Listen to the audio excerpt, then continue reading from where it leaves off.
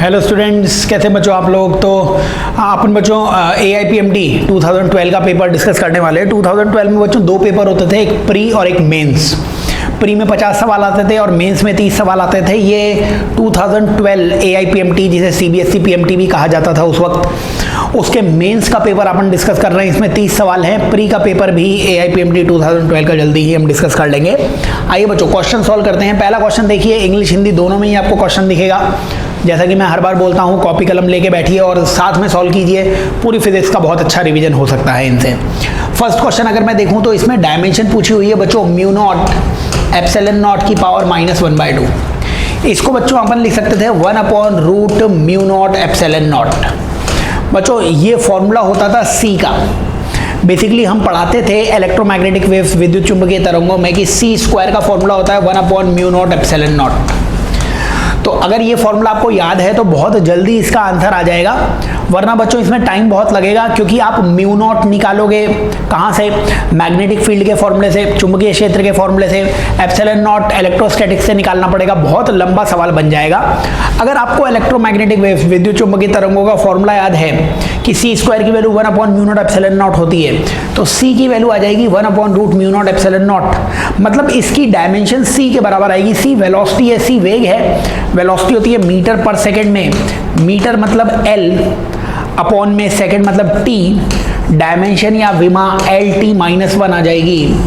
LT-1 का जो भी ऑप्शन दिख रहा है थर्ड इस क्वेश्चन का आंसर आ जाएगा बच्चों, ठीक है। इंपॉर्टेंट फॉर्मूला है इलेक्ट्रोमैग्नेटिक वेव्स या विद्युत चुंबकीय तरंगों का, आपको पता होना चाहिए। आइए बच्चों अगले सवाल की तरफ चलते हैं। नेक्स्ट क्वेश्चन की तरफ आ जाते हैं अपन।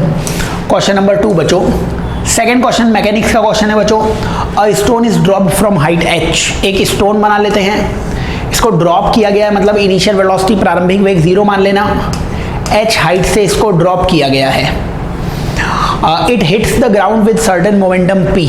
ग्राउंड पे पहुंचने पे इसका मोमेंटम p हो जाता है, ठीक है। If same stone is dropped from height 100% मोर। अब उसी स्टोन की हाइट 100% बढ़ा दी गई। 100% मतलब बच्चों दुगना करना। 100% मतलब टोटल होता है। तो अगर आपके पास 10 रुपए हैं और मैंने 100% रुपए और बढ़ा दिए, तो 10 का 100% 10 ही होता। तो 10 रुपए में मैंने 10 रुपए और जोड़ दिए होंगे, मतलब मैंने अमाउंट को डबल कर दिया होगा। 100% मतलब जितना अमाउंट आपके पास था, जितनी क्वांटिटी आपके पास थी, उसको डबल करना।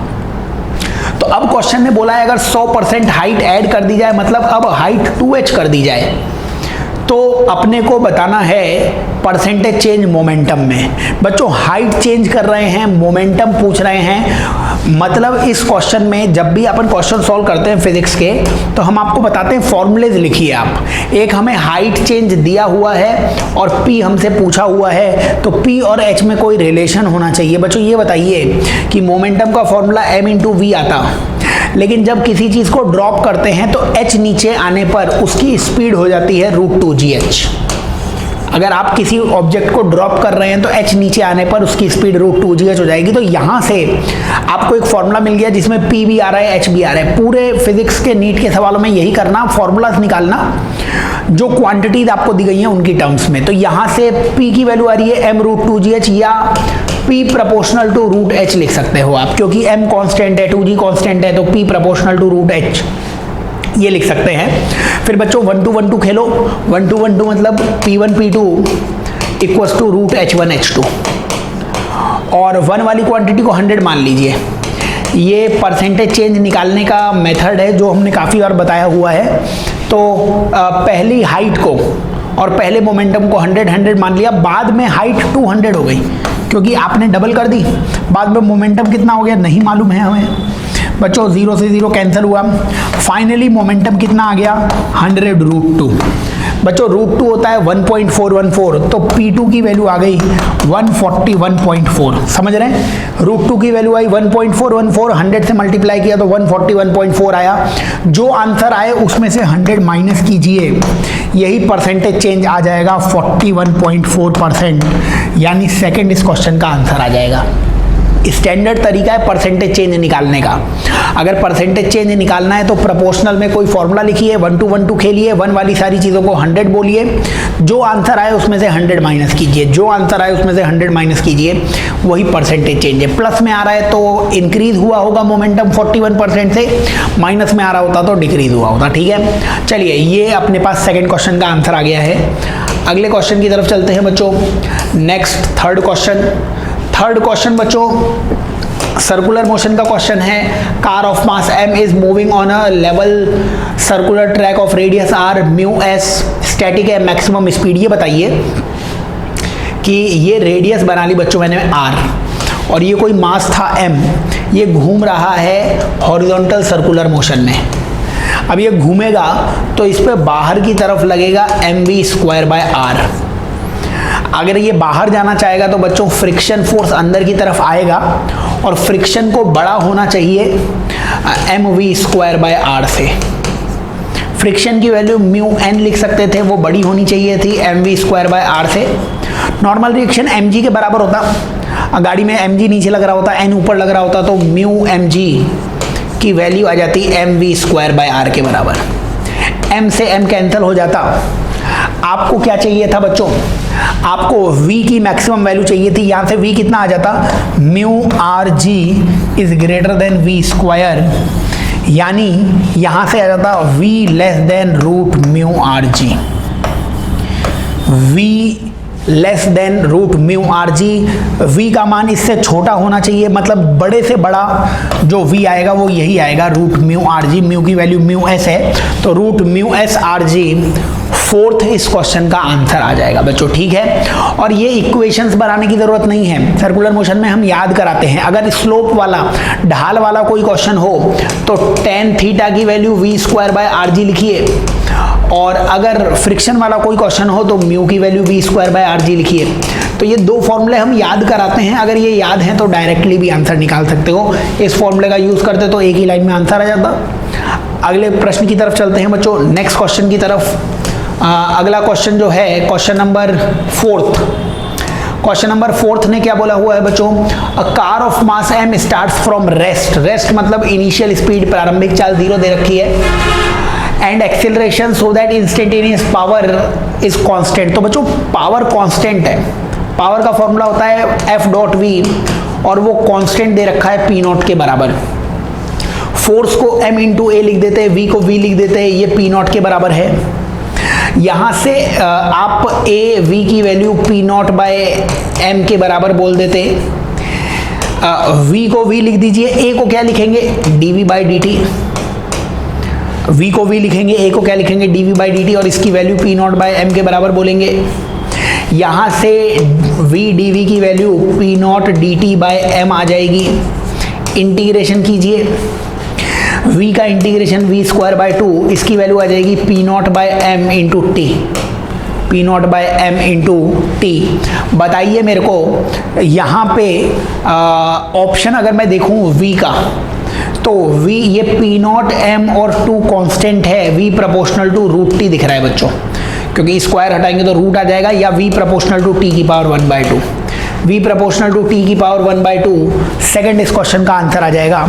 बहुत इंपॉर्टेंट क्वेश्चन है ये, power constant, work power energy में पावर कांस्टेंट के क्वेश्चन जरूर आने चाहिए आपको, नोट्स में भी करा रखे हैं, अच्छे से देखिए उन्हें। ठीक है, चलिए नेक्स्ट क्वेश्चन की तरफ चलते हैं अपन, अगले प्रश्न की तरफ चलते हैं अपन, क्वेश्चन नंबर 5। तो बच्चों इस क्वेश्चन में क्या दिया हुआ है, एक सर्कुलर प्लेटफॉर्म है, तो एक डिस्क, एक चक्ति मान लीजिए सर्कुलर प्लेटफॉर्म है, इसकी रेडियस, इसकी त्रिज्या दी हुई है आपको r रेडियस, रेडियस की वैल्यू 2 मीटर बाद में लिख लेंगे अपन। इसका मोमेंट ऑफ इनर्शिया 200 दिया गया है, ये रेस्ट में है, इनिशियली ये रुका हुआ है, और इस पे 50 किलोग्राम का आदमी है, ये आदमी है, इस पे 50 किलोग्राम का आदमी है, और ये घूम रहा है किससे, 1 मीटर पर सेकेंड से। 50 किलोग्राम का आदमी है, ये 1 मीटर पर सेकेंड से घूम रहा है। एक सर्कल इसे चलने में कितना टाइम लगेगा बच्चों, यहाँ पे टाइम निकालना थोड़ा सा दिमाग लगाने वाला क्यों हो गया, क्योंकि बच्चों जब ये आदमी आगे चलेगा तो ये डिस्क पीछे घूमेगी, आदमी आगे चलेगा तो आदमी का पैर पीछे फोर्स लगाएगा, तो ये आदमी आगे जाएगा, ये डिस्क पीछे जाएगी, तो वो जल्दी चक्कर कंप्लीट कर लेगा। समझ रहे हो क्या? अगर ये रुका हुआ होता, ये नहीं चल रहा होता, फिर तो केवल ये 1 से ही कंप्लीट चक्कर करता। लेकिन अभी समझिए, इस एक चक्कर कंप्लीट होने का मतलब, अगर मैं इस पॉइंट को ए बोल दूं, है ना, तो आदमी वापस से ए पे कब आ जाएगा? यही तो एक चक्कर कंप्लीट करने का टाइम होगा ना। आदमी आगे चलेगा तो ये ए पॉइंट पीछे आने लगेगा, तो कुछ देर बाद आदमी इस ए पॉइंट पे मिल जाएगा। वही टाइम एक रेवोल्यूशन का टाइम आएगा। ठीक है, तो यहां पे आपको करना क्या पड़ेगा? देखिए, यहां पे कोई एक्सटर्नल टॉर्क नहीं लग रहा है, कोई बाहरी बलाघूर्ण नहीं लग रहा है, एक्सटर्नल टॉर्क नहीं लग रहा है। अगर बाहरी बलाघूर्ण नहीं लग रहा है तो बच्चों एंगुलर मोमेंटम कंजर्व कीजिए, कोणीय संवेग संरक्षण लगाइए, initial angular momentum, final angular momentum same कीजिए। बताइए मेरे को कि इनिशियली तो कोई घूम नहीं रहा था, आदमी भी नहीं घूम रहा, डिस्क भी नहीं घूम रही, तो इनिशियल एंगुलर मोमेंटम 0 आ जाता, इनिशियल कोणीय संवेग 0 आ जाता। अंतिम कोणीय संवेग बताइए मेरे को, जो लास्ट में फाइनली एंगुलर मोमेंटम आता, आदमी का एंगुलर मोमेंटम mvr हो जाएगा। m की वैल्यू 50, v की वैल्यू 1, r की वैल्यू 2। याद रखना mvr में v और r परपेंडिकुलर होने चाहिए। v ऊपर की तरफ था और r इस तरफ था, इसलिए v और r के बीच में एंगल 90 डिग्री दिख जाएगा आपको, तो ठीक है। और बताइए बच्चों, जब ये आदमी आगे घूमेगा, जब आदमी आगे घूमेगा तो ये डिस्क पीछे की तरफ जाएगी। इसको ऐसे सोचिए कि एक गन बुलेट सिस्टम होता था, जिसमें हम गन में से बुलेट फायर करते थे, तो शुरुआत में लीनियर मोमेंटम 0 होता था। शुरुआत में ना तो गोली चल रही है ना तो गन चल रही है, तो मोमेंटम 0 है। बुलेट फायर करने के बाद गोली आगे जाती थी, आप पे झटका पीछे लगता था। क्यों? क्योंकि मोमेंटम 0 है ना। तो बाद में भी 0 कब रहेगा? जब कोई आगे जाएगा तो किसी को पीछे जाना पड़ेगा, तभी तो ओवरऑल कैंसिल होकर मोमेंटम इनिशियल मोमेंटम के बराबर आएगा। यहाँ पर भी बच्चों शुरुआत में कोई नहीं घूम रहा है, तो लास्ट में भी एंगुलर मोमेंटम 0 कैसे होगा? अगर आदमी आगे जाएगा तो डिस्क हो ना हो पीछे जा रही होगी, ताकि दोनों का एंगुलर मोमेंटम एक दूसरे को माइनस करके टोटल 0 के बराबर आ जाए। तो डिस्क का एंगुलर मोमेंटम हम किस फॉर्मूले से लिखेंगे? आई ओमेगा से लिखेंगे। माइनस में लिखेंगे क्योंकि हमने mvr प्लस में लिखा है, तो आई ओमेगा माइनस में। आई की वैल्यू 200 दे रखी है, ओमेगा की वैल्यू हमें निकालनी है। यहाँ से ओमेगा की वैल्यू 100/200 यानी 1/2 आ जाएगी। ठीक है, अब वापस से सवाल को देखिए। सवाल में हमें पूछा क्या हुआ था? ये यहाँ पे एक पॉइंट है, मान लीजिए आदमी है, वो आदमी ऊपर जा रहा है किससे? 1 मीटर पर सेकेंड से, लेकिन ये पॉइंट खुद पीछे जाएगा। क्यों पीछे जाएगा? क्योंकि आदमी आगे जाएगा तो आदमी एक्शन रिएक्शन के कारण पीछे धक्का देगा डिस्क को, डिस्क पीछे जाएगी। बताइए, डिस्क की स्पीड v = ओमेगा r से निकाल सकते थे आप। v = ओमेगा की वैल्यू 1/2, r की वैल्यू 2, तो ये भी 1 आ जाएगा। मतलब कहने का क्या है, आदमी जब 1 से ऊपर जाएगा तो ये डिस्क 1 से नीचे जाएगी। रिलेटिव अगर आपने पढ़ा हो तो रिलेटिव स्पीड मेरे को इस पॉइंट की 2 मीटर पर सेकेंड दिख रही है, क्योंकि दोनों अपोजिट डायरेक्शन है, 1 और 1, तो ऐड हो जाएगी। बच्चों फॉर्मूला लगाओ, speed = distance upon time, speed = distance upon time. Speed 2 है, डिस्टेंस 2πr है, टाइम t तुम्हें निकालना है, 2 से 2 कैंसिल हो जाएगा, टाइम की वैल्यू πr आ जाएगी। पाई की वैल्यू पाई और r की वैल्यू 2, तो टाइम की वैल्यू 2π आ जाएगी। 2π सेकेंड बाद एक रेवोल्यूशन कंप्लीट कर लेगा आदमी। ये 5th क्वेश्चन का आंसर आ जाएगा। अच्छा सवाल है, आना चाहिए आपको। नेक्स्ट क्वेश्चन की तरफ चलते हैं अपन, अगले प्रश्न की तरफ चलते हैं। क्वेश्चन नंबर 6 में मोमेंट ऑफ इनर्शिया मैक्सिमम किस एक्सिस के अबाउट होएगा? बच्चों मोमेंट ऑफ इनर्शिया का पैरेलल एक्सिस थ्योरम याद है, I = ICM + md²। इस फिगर में ICM की वैल्यू तो IA होगी, I = ICM की वैल्यू IA + md²। तो मोमेंट ऑफ इनर्शिया उस एक्सिस का ज्यादा होगा जिसके A पॉइंट से डिस्टेंस ज्यादा होगी। A पॉइंट से B की डिस्टेंस सबसे ज्यादा है, इसीलिए B एक्सिस के about moment of inertia maximum होगा। और minimum moment of inertia IA का होता, क्योंकि D की वैल्यू 0 कर दोगे तो मिनिमम IA आ जाएगा। हम पढ़ाते भी हैं minimum moment of inertia centre of mass के अबाउट होता है, तो मिनिमम होता है A के अबाउट, मैक्सिमम होगा B के अबाउट, क्योंकि डिस्टेंस मैक्सिमम है। ठीक है, आगे चलते हैं अगले क्वेश्चन में। नेक्स्ट क्वेश्चन देखते हैं बच्चों। अगले सवाल में बोला हुआ है कि 3 masses placed on x axis. अच्छा, एक्स एक्सिस पे 3 मासेस को जोड़ा हुआ है। ओरिजिन पे 300 ग्राम है, 300 ग्राम है 0,0 पे, और x = 40 पे 500 ग्राम है, और x बराबर 70 पर 400 ग्राम है।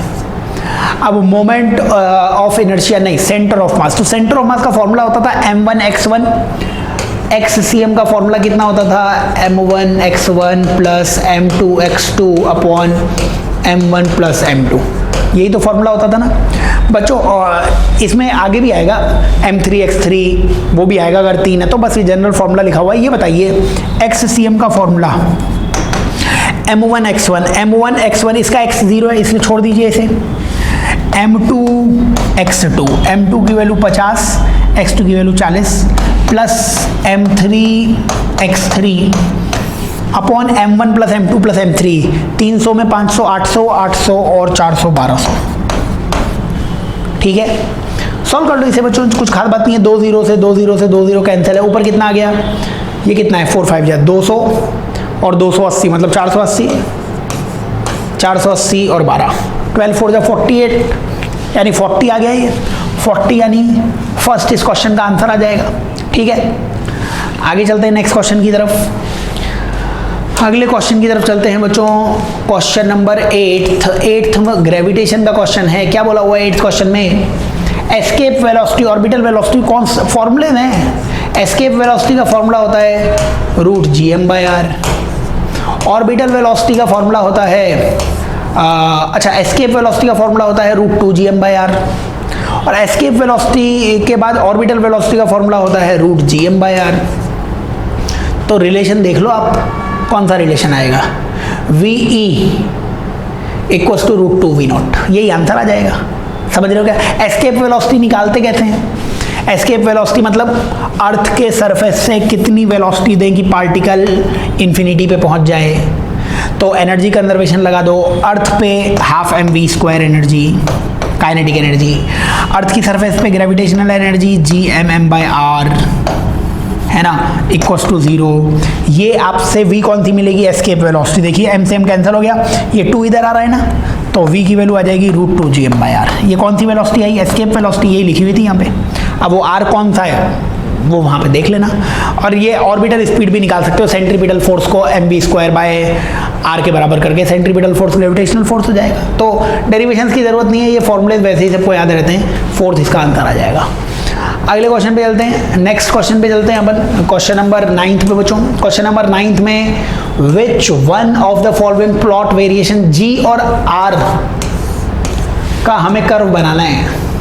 ठीक है, variation of gravitational field particle distance R due to spherical shell. बच्चों शेल है, शेल का मतलब क्या होता है, शेल का मतलब अंदर हॉलो है, अंदर खोखला है।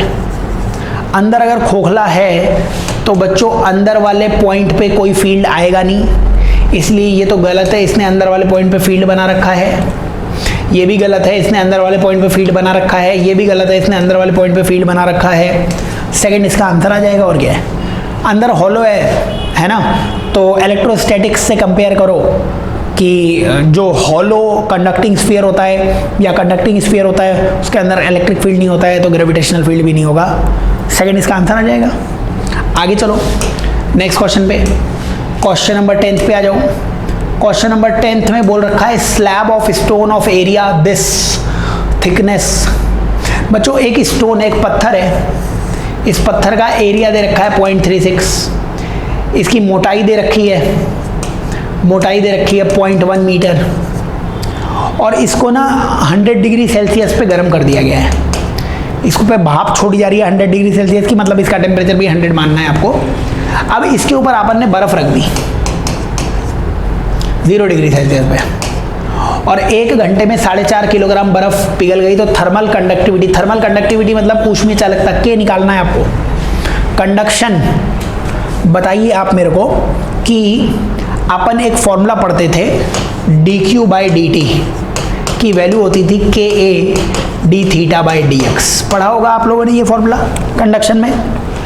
तो यहाँ से dq निकाल सकते हो आप, या केवल q भी निकाल सकते हो। q का formula Ka Δθ/L, Ka Δθ/L हो जाएगा, और dt के जगह t ऊपर आ जाएगा। बच्चों ये हीट मिलेगी और इस हीट ने बर्फ को पिघलाया होगा। बर्फ को पिघलाने की हीट m इंटू एल होती है, तो इसको m इंटू एल के बराबर कर दीजिए, बस यहीं से आंसर आ जाएगा। मास कितना है 4.8 किलोग्राम, लेटेंट हीट कितनी है 3.36 इंटू 10 की पावर 5 इक्वल्स टू के की वैल्यू तुम्हें निकालनी है। एरिया कितना है 0.36, डेल्टा थीटा कितना है 100, डेल्टा थीटा मतलब चेंज इन टेम्परेचर, एक 100 है एक 0 है, 100 माइनस 0। लेंथ कितनी है 0.1, टाइम कितना है 60 मिनट 60 सेकेंड, 60 इंटू 60। यहाँ से बच्चों के की कैलकुलेशन करना, एग्जैक्ट आंसर 1.24 आ रहा है। यहाँ से के की वैल्यू निकालने पे एग्जैक्ट आंसर कितना आएगा 1.24। तो बढ़िया सवाल है, बट आप थोड़ा सा सोचेंगे तो फॉर्मूलेज निकाल सकते हो। आगे चलें अगले सवाल की तरफ, नेक्स्ट क्वेश्चन की तरफ चलिए बच्चों। अगला प्रश्न क्वेश्चन नंबर 11 हीट का क्वेश्चन है। हीट में क्या बोला हुआ है, आपको बताना है इसमें क्या क्या ऑप्शन सही हैं। बच्चों हमने ये पढ़ रखा है डेल्टा यू स्टेट फंक्शन होता है, मतलब डेल्टा यू अवस्था पे निर्भर करता है, क्योंकि 1 2 3 तीनों प्रोसेस के इनिशियल और फाइनल पॉइंट सेम हैं, इसलिए डेल्टा यू 1 2 3 तीनों में सेम आना चाहिए, इसीलिए थर्ड और फोर्थ ऑप्शन तो गलत आ जाएगा। डेल्टा यू स्टेट फंक्शन है, केवल इनिशियल फाइनल पॉइंट पे डिपेंड करता है, इनिशियल फाइनल पॉइंट 1 2 3 तीनों में सेम है, इसलिए डेल्टा यू सेम आएगा। बच्चों एक इक्वेशन होती है delta Q equals to delta U plus W, क्योंकि डेल्टा यू सबका सेम है तो जिसका डब्ल्यू बड़ा होगा उसका क्यू भी बड़ा होगा। बच्चों डब्ल्यू का मतलब एरिया होता है, तो जिसका एरिया जितना बड़ा होगा डेल्टा क्यू उतना बड़ा होगा। क्या 1 कर्व सबसे ऊपर है तो 1 का एरिया सबसे ज़्यादा होगा, इसीलिए डेल्टा क्यू 1 का सबसे बड़ा होगा, फिर डेल्टा क्यू 2, फिर डेल्टा क्यू 3। समझ रहे हैं, क्योंकि 1 सबसे ऊपर है। एरिया कौन सा, वॉल्यूम एक्सिस पर एरिया, तो 1 का एरिया निकालते तो ये पूरा एरिया आता, 2 का एरिया निकालते तो केवल उसके नीचे वाला एरिया आता, रेड से बना दिया, और 3 का एरिया वो सबसे ही कम आता, देखिए ग्रीन से बनाना पड़ता, तो सबसे बड़ा एरिया येलो से दिख रहा है क्योंकि 1 है, वो सबसे ऊपर है वो। ये दो ऑप्शन है, डेल्टा Q1 सबसे बड़ा होगा तो फर्स्ट ऑप्शन आ जाएगा, Q1 सबसे बड़ा, फिर Q2 Q3 डेल्टा U बराबर आ जाएगा। Standard question. आगे चलिए अगले प्रश्न की तरफ चलते हैं अपन, नेक्स्ट क्वेश्चन की तरफ चलते हैं। Question number 12। अच्छा क्वेश्चन नंबर 12 क्या है, वेव थ्योरी का क्वेश्चन है। आपको दिया हुआ है y इक्वल्स टू, इक्वेशन लिख लेता हूँ, y इक्वल्स टू 3 साइन, बच्चों π/2 को अगर मैं अंदर ले जाऊं तो कितना आ जाएगा ये 50 π/2 t माइनस π/2x। अपने को क्या बताना है, ratio of maximum particle velocity to wave velocity. अच्छा बच्चों ये जो इक्वेशन है ना, पार्टिकल इसमें हमेशा एसएचएम करता है, पार्टिकल एसएचएम करता है। वेव्स के क्वेश्चन में जब भी पार्टिकल की बात आए, पार्टिकल मतलब एसएचएम कर रहा है, तो एसएचएम सोचने लग जाना आप। पार्टिकल की मैक्सिमम वेलोसिटी ओमेगा ए होती है, पार्टिकल की मैक्सिमम वेलोसिटी समझ रहे हो, ओमेगा ए होती है। पार्टिकल एसएचएम कर रहा है, एसएचएम में आपको वेलोसिटी का फॉर्मूला याद है, वेलोसिटी का फॉर्मूला होता था ओमेगा रूट ए स्क्वायर माइनस एक्स स्क्वायर। ये पार्टिकल की वेलोसिटी है बच्चों, इसमें एक्स 0 कर दोगे तो आपको मैक्सिमम स्पीड ओमेगा ए मिल जाएगी। और वेव वेलोसिटी कैसे निकालते थे, वेव वेलोसिटी होती थी बच्चों टी का कोफिशिएंट और एक्स का कोफिशिएंट। टी का कोफिशिएंट कितना है 50 π/2 और एक्स का कोफिशिएंट कितना है π/2। और अच्छा इनका रेशियो निकालना है, ये बराबर नहीं है, इनका क्या निकालना है हमें, रेशियो, तो इनका रेशियो निकालना है। अच्छा ऊपर ओमेगा ए लिखा हुआ है, ओमेगा क्या होता है ओमेगा टी, तो ओमेगा की वैल्यू 50 π/2 है, यानी 25 पाई है ना, 50 π/2 यानी 25 पाई, 50 π/2 यानी 25 पाई। ये ओमेगा आ गया, ए की वैल्यू 3 है तो ये 3 आ गया, नीचे कितना आ गया, नीचे आ गया 50, नीचे आ गया 50, 25 से 2 आ गया 3 π/2। सेकंड इस क्वेश्चन का आंसर आ जाएगा 3 π/2। बहुत स्टैंडर्ड, बहुत आसान सवाल है, आराम से देखिए हो जाएंगे क्वेश्चंस।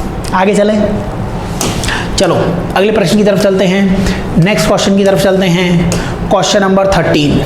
क्वेश्चन नंबर 13 में क्या बोला गया है बच्चों, 13 भी वेव थ्योरी का क्वेश्चन है। ट्रेन इज मूविंग, एक ट्रेन है, ये मूव कर रही है 220 से टूवर्ड्स स्टेशनरी ऑब्जेक्ट, एक ऑब्जेक्ट है, एमिट्स अ साउंड, इसकी फ्रीक्वेंसी दे रखी है 1000 हर्ट्ज की, ठीक है। Some of the sound reaching the object get reflected, the frequency of eco.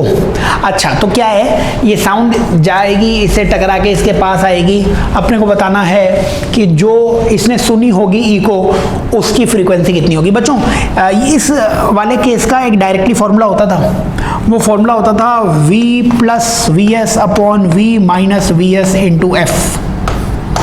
ये फॉर्मूला होता है रिफ्लेक्टेड फ्रीक्वेंसी का, अगर ये ट्रेन इसकी तरफ जा रही है। अगर इससे दूर जा रही होती तो ऊपर आता v माइनस वी एस, नीचे v plus V S into F. Proof कर दें इसे, आओ प्रूफ कर देते हैं इसे एक बार।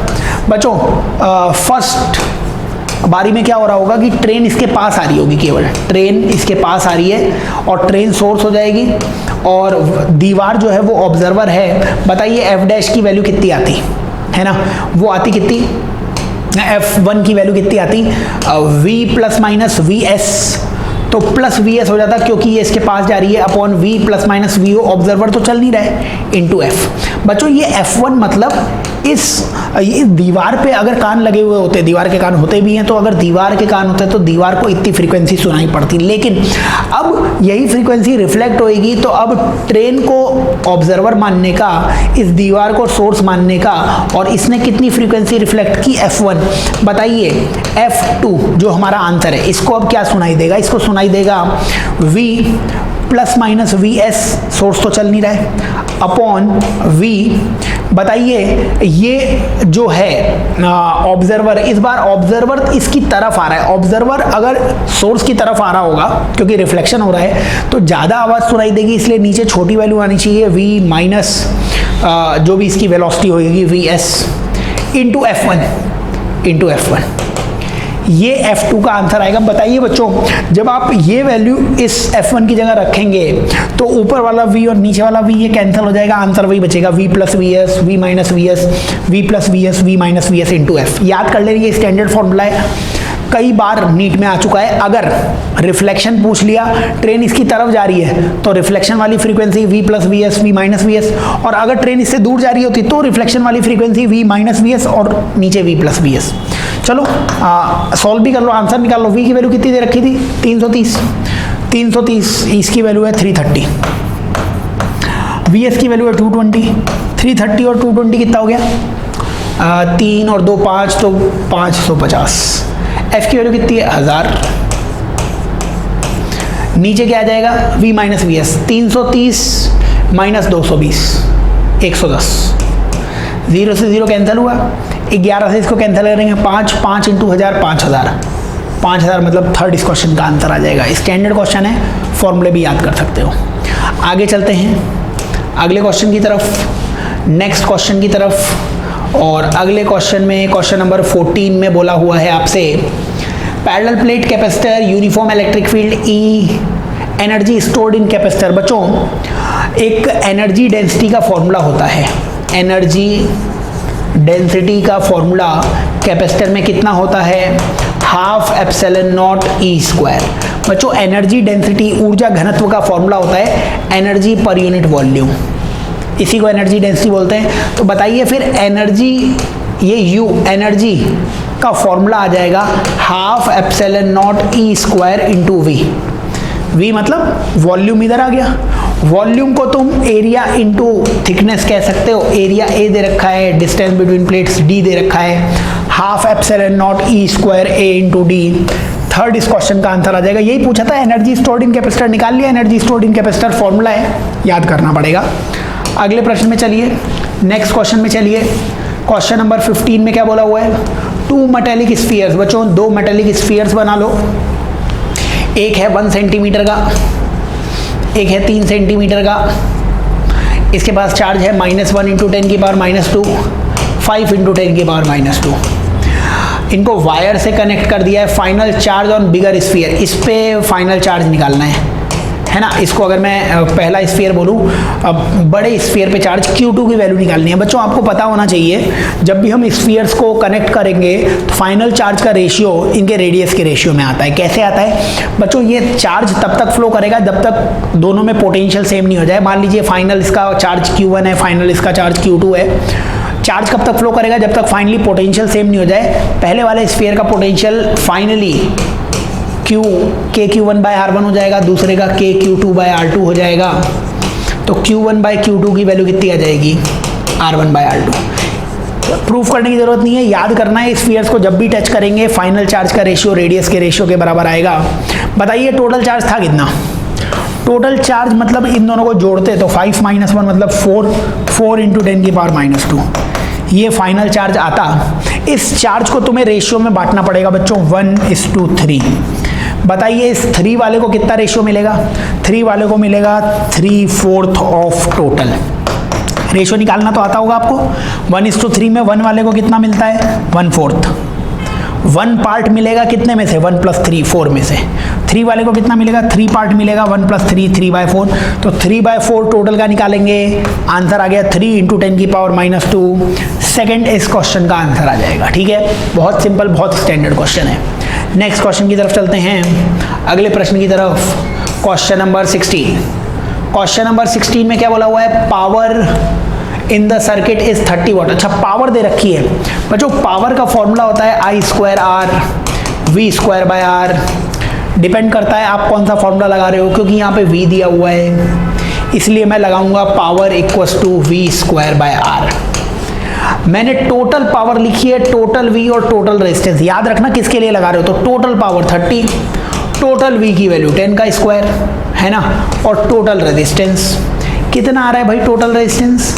टोटल रेजिस्टेंस यहाँ से आ जाएगा, एक 0 से एक 0 कैंसिल कटेगा, 10/3। टोटल रेजिस्टेंस कितना आ रहा है, 10/3 आ रहा है कि नहीं आ रहा है। पावर = V²/R, पावर की वैल्यू 30, V²/R, तो टोटल रेजिस्टेंस आ गया। लेकिन ये दोनों तो पैरेलल में है। पैरेलल में क्या होता है, R1 R2/R1 + R2, यही तो होगा ना टोटल रेजिस्टेंस। इसकी वैल्यू 10/3 दे रखी है। तो बच्चों 5 से इसको कैंसिल करोगे 2 आ जाएगा, क्रॉस मल्टीप्लाई करो, 3R = 2R + 6। ये 3R = 2R + 10, 2 × 5 = 10 होता है, तो 2 × 5 = 10। ठीक से कैलकुलेशन मिस्टेक करनी नहीं है। R की वैल्यू यहाँ से 10 आ जाएगी, R की वैल्यू यहाँ से 10 आ जाएगी, क्योंकि 3R - 2R, R की वैल्यू 10। थर्ड इस क्वेश्चन का आंसर आ जाएगा। ठीक है, सॉल्व कर लेना, कुछ खास बात नहीं है। अगले प्रश्न में चलते हैं। Next question, question number 17। बताइए बच्चों क्वेश्चन नंबर 17 में क्या बोल रखा है, सेल ऑफ EMF E। एक बैटरी बना दीजिए जिसका EMF E है, इंटरनल रेजिस्टेंस R है, connected across a variable resistor R। As the resistance R is increase, अब R को बढ़ा रहे हैं। Plot of potential difference V across R। अच्छा, तो इसका पोटेंशियल डिफरेंस है V। इसका पोटेंशियल डिफरेंस कैसे निकालोगे, पहले तो ये बताओ मेरे को। V = IR होता है कि नहीं होता है, तो इसमें से जाने वाला करंट कैसे निकालोगे बच्चों। इस पूरे सर्किट में अगर ओम भैया का लॉ लगाते V = IR, पूरे सर्किट में V की वैल्यू कितनी आती, E = I, और R की जगह R + R आता कि नहीं आता। तो इस पूरे सर्किट में करंट जा रहा होता E/R + R। ये ओरली भी निकाल सकते हो, वो तो सॉल्व कर रहे हैं इसलिए एक एक स्टेप बता रहा हूँ। तो करंट सर्किट में ये आता। अब केवल ओम्स लॉ इसके लिए लगाते, तो इसका V कितना है, V। इसका I कितना है, ये रहा। ठीक है, तो इसका V कितना है, इसका V है। इसमें से गुजरने वाला I कितना है, ये रहा E/R + R, और इसका रेजिस्टेंस कितना है, R। अब तुम्हें ग्राफ किस किस में बनाना है, V और R में ग्राफ बनाना है, V और R में। अब आप क्या करो, थोड़ा सा मैथ्स लगा दो इसमें। इस R को नीचे ले जाओ, ये R/R + 1 हो जाएगा।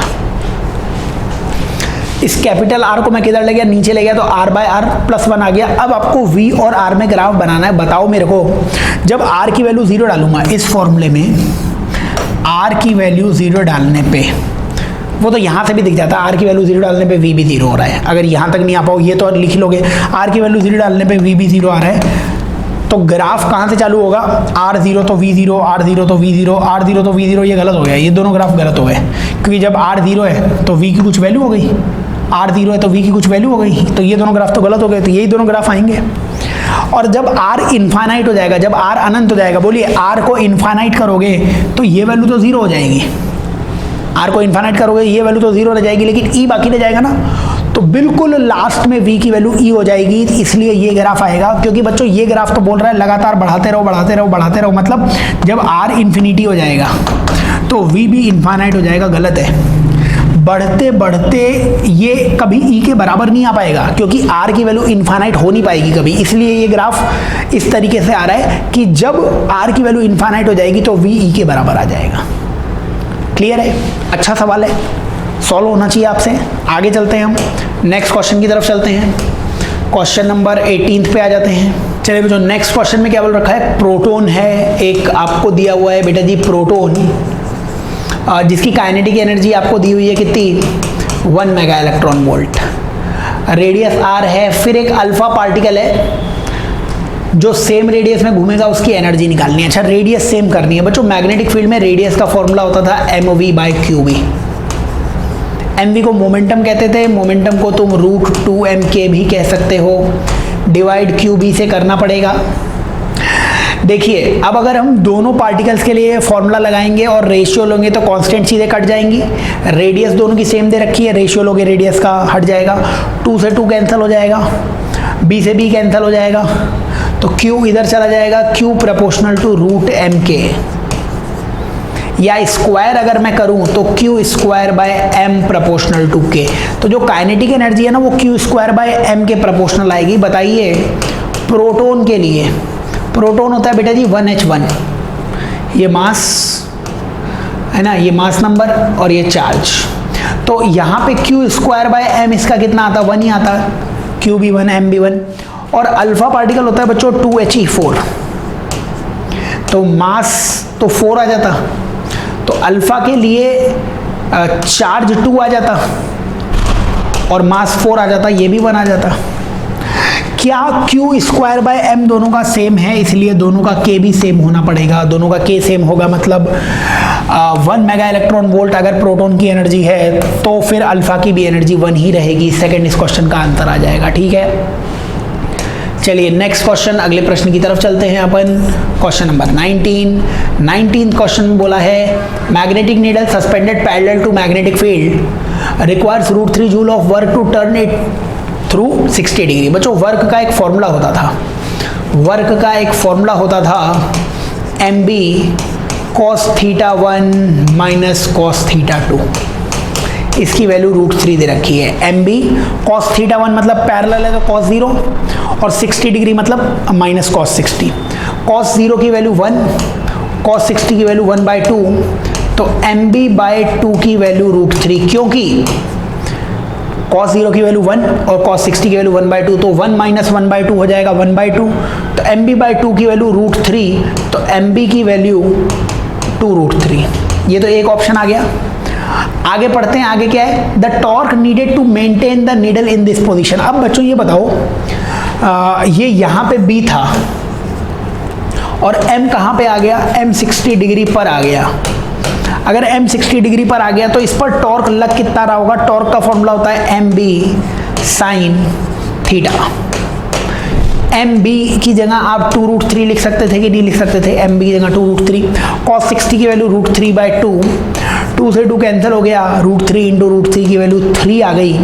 बच्चों होगा क्या, टॉर्क हमेशा क्या चाहता है, टॉर्क चाहता है कि m और b पैरेलल हो जाएं, तो ये फील्ड का टॉर्क इधर लग रहा होगा, ये फील्ड का टॉर्क इधर लग रहा होगा। क्वेश्चन में बोल रखा है इसको इस पोजीशन में मेंटेन करने के लिए आपको कितना टॉर्क लगाना पड़ेगा, तो फील्ड ने 3 टॉर्क लगाया, तो मैं भी अपोजिट में, मैं भी एक्सटर्नल टॉर्क अपोजिट में 3 ही लगा दूंगा, ताकि फील्ड का और मेरा टॉर्क कैंसिल हो जाए और ये m वहीं पे बना रहे। तो मेरे को भी कितना टॉर्क लगाना पड़ेगा, ये भाई इसका आंसर आ जाएगा। ठीक है, 3 के बराबर। नेक्स्ट क्वेश्चन की तरफ चलते हैं। अगला प्रश्न, नेक्स्ट क्वेश्चन में बोला गया है 20 नंबर का question, instantaneous values alternating current की दे रखी है एवरेज पावर।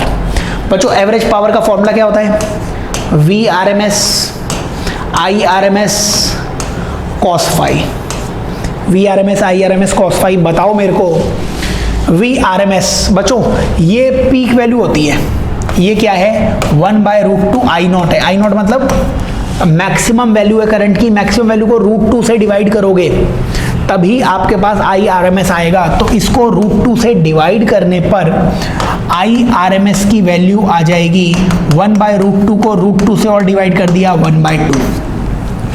ऐसे ही ये 1/√2 ये v नॉट दे रखा है 1/√2। v नॉट मतलब v की मैक्सिमम वैल्यू है। इसको भी √2 से डिवाइड कीजिए तो 1/√2 को √2 से डिवाइड करोगे, ये भी 1/2 आ जाएगा। यानी v RMS भी 1/2, I RMS भी 1/2। cos phi मतलब बच्चों इन दोनों के बीच का एंगल देखिए, एक है 100 पाई टी, एक है 100 पाई टी प्लस π/3। फाई की वैल्यू π/3 दे रखी है आपको। फेज डिफरेंस π/3 आ जाएगा, क्योंकि साइन और साइन है इसलिए केवल माइनस कर दीजिए। साइन π/3 मतलब पाई होता है 180, 180/3 मतलब 60, तो ये आ जाएगा भाई cos 60। cos 60 कितना होता है? cos 60 भी हाफ होता है, हाफ हाफ और एक और हाफ यानी 1/8। फोर्थ इस क्वेश्चन का आंसर आ जाएगा अपने पास। आसान सवाल है, सारी चीज़ें निकालनी आनी चाहिए अपने को। नेक्स्ट क्वेश्चन की तरफ चलते हैं, अगले प्रश्न की तरफ चलते हैं। क्वेश्चन नंबर 21 बताइए। 21 नंबर के क्वेश्चन में आपसे पूछ रखा है, फ्लक्स का क्वेश्चन है, magnitude of change in flux. बच्चों EMI में हम एक फॉर्मूला निकालते थे कि इंड्यूस्ड चार्ज का फॉर्मूला आता था डेल्टा फाई बाई आर के बराबर। अब ये फॉर्मूला याद होगा तभी ये क्वेश्चन हो पाएगा, सोचना पड़ेगा। और चार्ज बच्चों इंटीग्रेशन I dt के बराबर होता था, मतलब I और T कर्व का एरिया वो आपको चार्ज देता था। क्या ये I और T का कर्व है? तो इसका एरिया निकालिए, एरिया आएगा half base into height. Area कितना आ गया? 0.2, तो एरिया की जगह लिख दिया 0.2। Change in flux, change in flux phi तुम्हें निकालना है, रेजिस्टेंस की वैल्यू तुम्हें 10 दे रखी है, 10 उधर चले जाएगा, 10 इंटू 0.2 यानी 2 मतलब आंसर 2 आ जाएगा। तो 2 ही आंसर है, ऑप्शन भी 2 ही है, तो ये आंसर आ जाएगा। क्वेश्चन बहुत आसान है लेकिन नीट में इसलिए डिफिकल्ट है, सोच नहीं पाता है बच्चा कि कब कौन सा फॉर्मूला लगाना है। हमें I और T का ग्राफ दिया हुआ है तो चार्ज निकाल सकते थे, है ना, ऐसे सोचना चाहिए था। I और T का कर्व दिया हुआ है तो चार्ज आप निकाल सकते हो यहाँ से। और चेंज इन फ्लक्स और चार्ज, चेंज इन फ्लक्स और चार्ज का एक ही फॉर्मूला होता है, ऐसे सोच लो। आइए नेक्स्ट क्वेश्चन की तरफ चलते हैं, अगले प्रश्न की तरफ। क्वेश्चन नंबर 22 क्वेश्चन में बोला हुआ है ratio of amplitude of magnetic field to electric field. चलो ये बताओ मेरे को, मैग्नेटिक फोर्स QV भी होता है कि नहीं होता है? इलेक्ट्रिक फोर्स QE होता है कि नहीं होता है? फोर्स को फोर्स के बराबर तो आप कर ही सकते हो। ऐसा अगर आप करोगे तो E/B की वैल्यू V आ जाएगी, या V को नीचे ले जाते B/E की वैल्यू 1/V आ जाएगी। B/E की वैल्यू 1/E। क्वेश्चन ने यही पूछा है कि amplitude of magnetic field, amplitude of magnetic field, amplitude of electric field, amplitude of electric field किसके बराबर होगा? ये reciprocal of speed of light, है ना, प्रकाश के वेग के व्युत्क्रमानुपाती के अनुसार अनुपात के बराबर। बच्चों इलेक्ट्रोमैग्नेटिक वेव में लाइट की स्पीड से ही चलते हैं पार्टिकल, तो V की जगह यहाँ पे C आ जाएगा। बट मैंने एक तरीका बताया है आपको, बाकी वो याद होना चाहिए कि किस तरीके से आप निकाल सकते हो। B/E क्या होगा? 1/V के बराबर।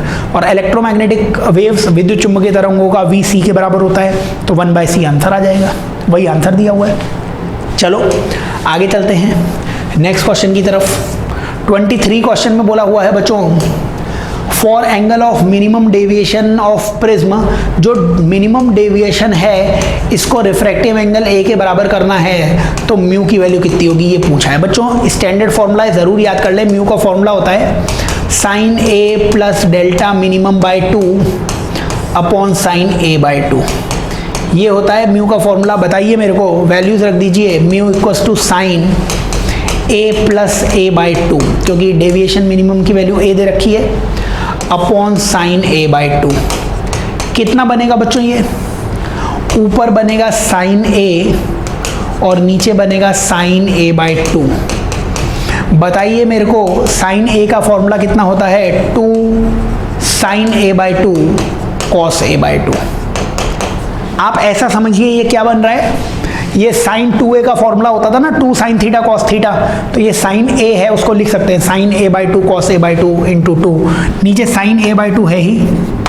आंसर कितना आ गया? म्यू की वैल्यू आ गई। कितनी आ गई म्यू की वैल्यू?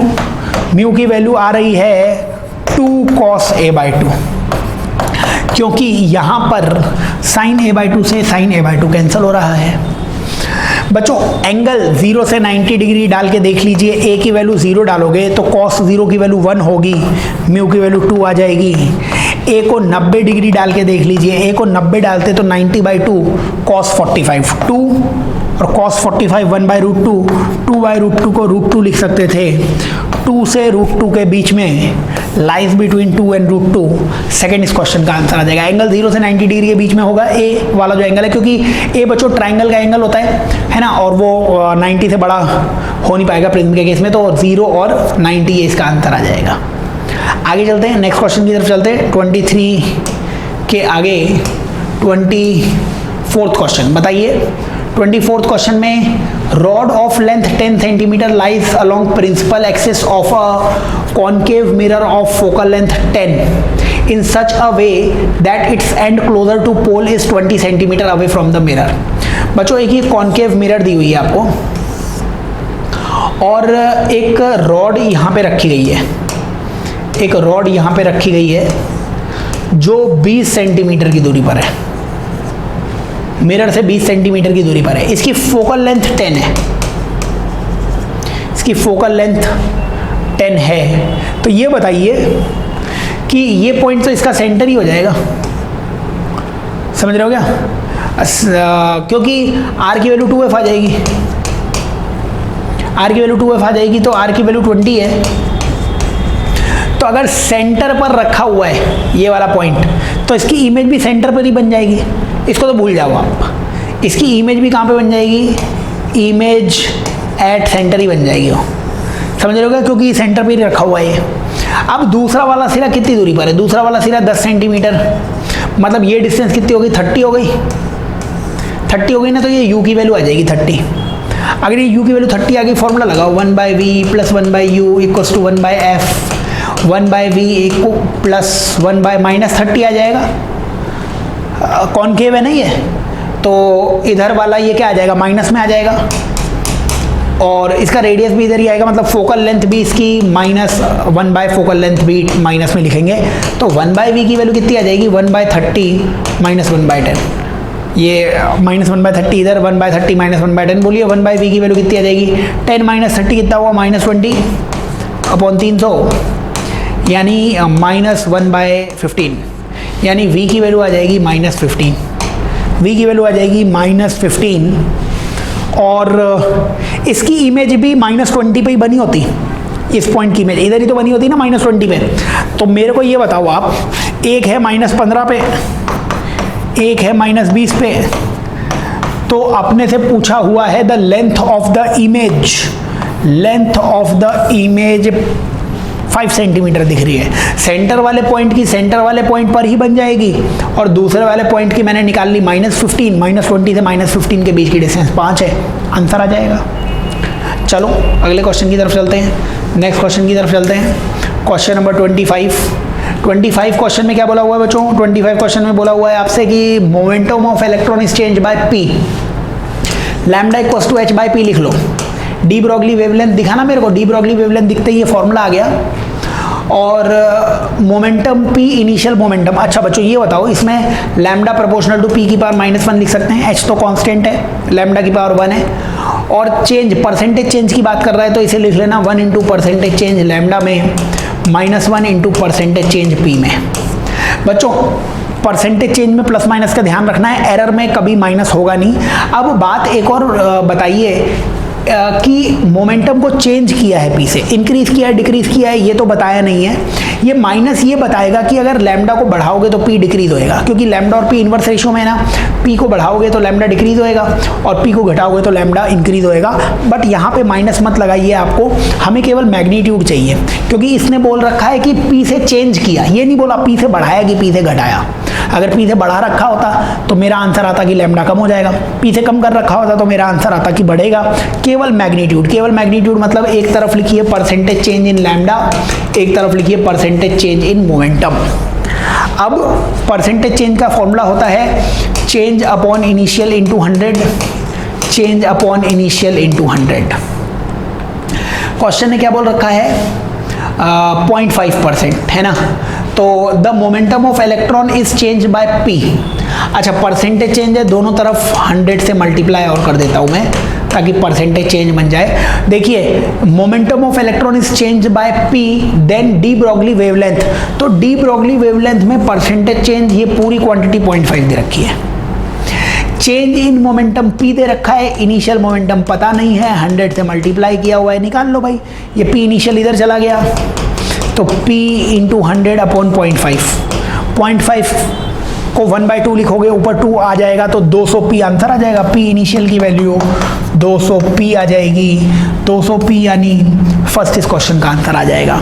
हमेशा परसेंटेज चेंज एरर के एक आध सवाल आते हैं, अलग अलग टॉपिक्स में आना चाहिए ये वैल्यूज़। नेक्स्ट क्वेश्चन की तरफ चलते हैं, अगले प्रश्न की तरफ चलते हैं। Question number 26 question photo electric effect में क्या बोला गया है कि फोटॉन्स की एनर्जी दे रखी है आपको, तो E = k+φ, ये इक्वेशन लगाइए। फोटोन की एनर्जी है 1, तो एक बार 1 इलेक्ट्रॉन वोल्ट का आया, k की वैल्यू पता नहीं क्या है और वर्क फंक्शन दिया हुआ है 0.5। दूसरा फोटोन 2.5 का आया है, दूसरे जो इलेक्ट्रॉन बाहर आ रहा है K2 और इसका वर्क फंक्शन 0.5। बताइए K1 की वैल्यू आ रही है 0.5 क्योंकि 1 - 0.5, K2 की वैल्यू आ रही है 2 क्योंकि 2.5 - 0.5 2 आ गया। K1/K2 की वैल्यू आ जाएगी 1/4। 1/4 क्यों आ जाएगी? क्योंकि 0.5 का मतलब 1/2 होता है, 1/2 को 2 से डिवाइड करोगे 1/4 आ गया। बच्चों काइनेटिक एनर्जी को आप लिखते हैं ½ mv², इसको भी लिखते हैं ½ mv², तो ½ m और ½ m तो कैंसिल हो जाता ना। इसको क्या लिखते हैं? ½ mv²। इसको भी क्या लिखते हैं? ½ mv²। तो इसकी जगह ½ mv1², ½ mv2², तो ½ m तो कैंसिल हो गया, यानी v1/v2 की वैल्यू आ जाएगी 1/2, क्योंकि तुम रूट निकालोगे ना, v1/v2 का स्क्वायर है तो स्क्वायर रूट निकालोगे तो 1/2 आ जाएगा। सेकेंड इस क्वेश्चन का आंसर आ जाएगा। ठीक है, चलो नेक्स्ट क्वेश्चन की तरफ, अगले प्रश्न की तरफ चलते हैं अपन। 27th क्वेश्चन केमिस्ट्री में थोड़ा बड़ा बताते हैं इसके बारे में। हमें बोल रखा है कि 3 से 1 पे आते हैं ना तो अल्ट्रावायलेट रेडिएशन मिलती है। बताइए इंफ्रारेड रेडिएशन कब मिलेगी, किस ट्रांजिशन के लिए? बच्चों याद रखना, लाइमन, बाल्मर, फिर ब्रैकेटी, पीफुंड, है ना, ये सब आपको सीरीज मालूम होंगी। Lyman, Balmer, Paschen, Brackett, Pfund, ये होती है ना, Lyman, Balmer, Paschen, Brackett, Pfund. बच्चा याद करना, जब भी यहाँ पे n = 1 तक आते थे, यहाँ पे n = 2 तक आते थे, है ना, यहाँ पे n = 3 तक आते थे, याद रखना कि जब भी ट्रांजिशन हायर एनर्जी स्टेट से n = 3 तक आएगा तब उसकी एनर्जी इंफ्रारेड रेडिएशन की होती है। हायर एनर्जी स्टेट मतलब 3 से ज़्यादा वाली एनर्जी स्टेट से अगर 3 तक आओ या 3 के ऊपर तक कहीं पर भी ट्रांजिशन होगा तो एनर्जी इंफ्रारेड वाली मिल जाएगी। मतलब बुक्स में लिखा रहता है कि इंफ्रारेड वो केवल पास्चन और ब्रैकेट और पीफुंड इन्हीं में आता है इंफ्रारेड। उसको ऐसे भी लिख सकते हो कि हायर एनर्जी स्टेट से n = 3 तक ट्रांजिशन होगा तो इंफ्रारेड मिलेगा। तो ये तो 3 से छोटा है, ये भी 3 से छोटा है, ये भी 3 से छोटा है, इन सब में आपको इंफ्रारेड नहीं मिलेगा।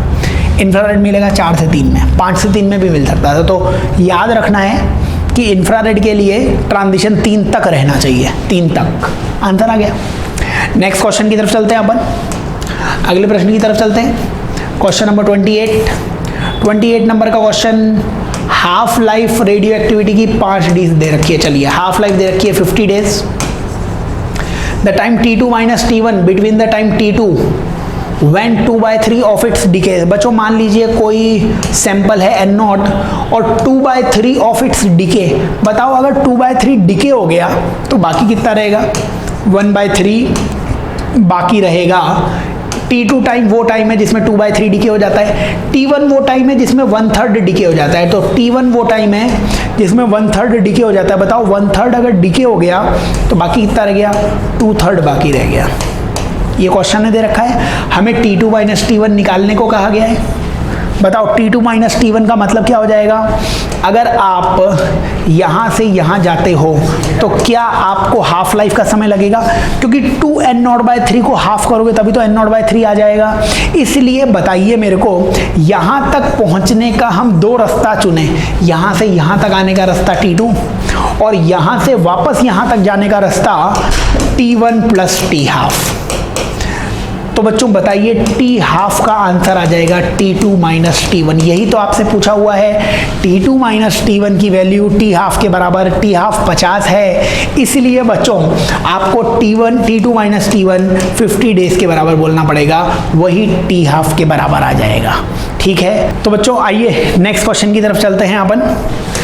इसको हटा देते हैं।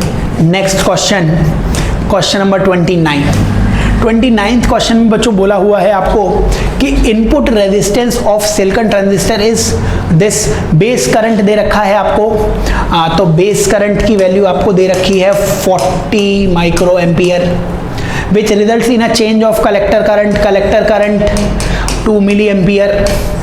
This transistor is used as common emitter with load resistance this. बच्चों कॉमन एमीटर आपको दिया हुआ है, तो कॉमन एमीटर में देखिए जब भी आपको ये बनाना हो तो एक तरफ B और एक तरफ C, ट्रांजिस्टर में B और C तो लिख ही लिया कीजिए, कॉमन एमीटर है तो दोनों तरफ E और आ जाएगा। और जो कॉमन है उनको हटा के अगर आपसे वोल्टेज गेन पूछा है तो आउटपुट अपॉन इनपुट, आउटपुट मतलब कलेक्टर का वोल्टेज, इनपुट मतलब बेस का वोल्टेज, है ना, इनपुट। तो बताइए वोल्टेज गेन अगर मैं VG बोलूं तो वोल्टेज गेन हो जाएगा कलेक्टर का वोल्टेज और बेस का वोल्टेज, और वोल्टेज को I इंटू R लिख सकते हैं, IC/RC और IB/RB। बताओ क्या आंसर आ जाएगा? ऊपर IC की वैल्यू 2 मिली एम्पियर, 2 इंटू 10 की पावर -3,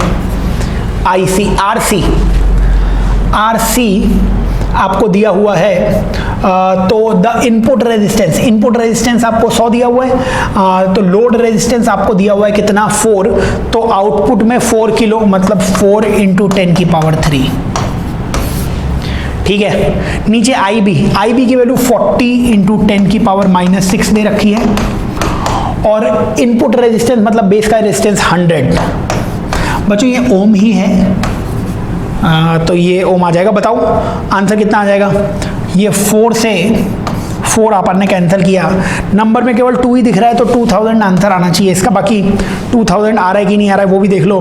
10 की पावर -3 और +3 ये कैंसिल हो जाएगा, और ये 3 0 है, 1 2 3 0 है, तो 10 की पावर -6 थी तो 10 की पावर -3 बाकी रह जाएगा, ऊपर जाके 10 की पावर 3 हो जाएगा, 2000 आंसर आ जाएगा।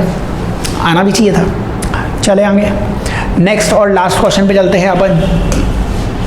बताओ नेक्स्ट क्वेश्चन में, क्वेश्चन नंबर 30 में आपसे बोला गया है इनपुट 1 चाहिए अपने को, अच्छा आउटपुट 1 चाहिए अपने को। Which of the following correct कौन सा है बच्चों? ये कौन सा गेट है? ये है A+B, ये है A+B, और गेट है ये डॉट वाला है ना, मतलब ये एंड गेट है, तो ये आ रहा है A+B.C। बताओ इसका आंसर 1 कब आएगा? अगर C को 0 कर दोगे तो ये सबको 0 कर देगा ना। देखो C 0 है, C 0 हो गया तब तो 0 ही आंसर मिलेगा। C 1 है, A 1 है, B 0 है, तो 1 + 0 कितना हुआ? 1, और 1.1 ही आ गया। सिंपल सा क्वेश्चन था, और वैसे भी इक्वेशन भी चेक करने की जरूरत नहीं थी, जब डॉट C है तो C तो कम से कम 1 होना ही चाहिए। C1 एक ही ऑप्शन में था, इसलिए सेकंड ऑप्शन ये सही आ जाएगा अपने पास। तो बच्चों ये AIPMT मेंस के 2012 का क्वेश्चन है, पेपर था जो अपन ने डिस्कस कर लिया। 2012 में प्री और मेंस 2 पेपर होते थे, प्री में 50 सवाल, मेंस में 30 सवाल। तो 2012 के मेंस का पेपर अपन डिस्कस कर चुके हैं, और भी बहुत सारे पेपर अपन ने प्रीवियस ईयर के डिस्कस कर लिए। डिस्क्रिप्शन में सारा लिंक आपको मिल जाएगा। अच्छे से पढ़िए, डॉक्टर बनिए। व्हाइट कोट में अपनी फोटो जरूर मेरे को भेजना। बेस्ट ऑफ लक बच्चों।